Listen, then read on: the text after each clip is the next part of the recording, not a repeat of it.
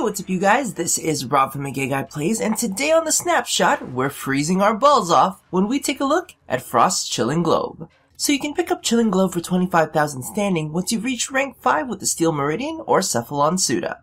Okay, so for those of you who have been watching this channel for a while, you're probably aware that Frost isn't one of the frames that I main, so in no way do I claim to be an expert. However, it did force me to do a lot of research and playtesting. So Snow Globe creates a Snow Globe that absorbs a set amount of damage from incoming enemy fire, and preventing it from penetrating the globe's interior. At max rank for the first 4 seconds, the globe absorbs all damage dealt to it and converts it into bonus health for the remaining duration. In addition, Frost applies 500% of his armor value towards the strength of the globe. Recasting a snow globe inside an existing globe will consume the previous instance and combine its remaining health with the new globe. Now, while this is all well and good for ranged enemies outside of the globe, once they get all up in our balls, the only protection we've got left is a 67% slow. Until now. The Syndicate modifier has a 50% chance to freeze enemies for 8 seconds upon their initial contact with the globe, covering them with all that glorious white stuff. Which of course is snow and ice. Get your head out the gutter. From playtesting, it doesn't appear that the freeze chance can be bumped up. However, the length of the freeze can be increased via duration mods.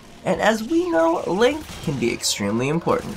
Okay, so clearly this augment isn't going to make him any better at absorbing ranged damage, which is usually what he's built for. However, it does help him round out his kit and make him feasible against melee enemies. One of the interesting things about the globe is that unless enemies are caught within the initial cast of the ability, additional enemies who attempt to enter are frozen at the very outer edge, which usually leaves them partially exposed to damage from the outside globe as well. Now, clearly, Chilling Globe is going to force a bit of an unconventional build, as the usual focus for Frost is to create an impenetrable frozen fortress. However, we're going to let it go, and change up his usual premise using this augment to put the infested on ice. Now as for the build, the main premise of this is quite different from the standard build. We'll be focusing on duration, range, and power efficiency. Since this build is geared towards the infested, we won't be needing power strength to bump up the damage absorption of the snow globe. Instead, we focus on increasing the range and freeze duration in order to keep ourselves from being overwhelmed. The additional duration gives us extra freeze time to pick off important targets like energy drain units and the Eximus. Now you could tweak this by removing prime continuity and constitution, replacing that with a narrow-minded and a stretch, which gives you a tad bit more duration but loses a bit of range.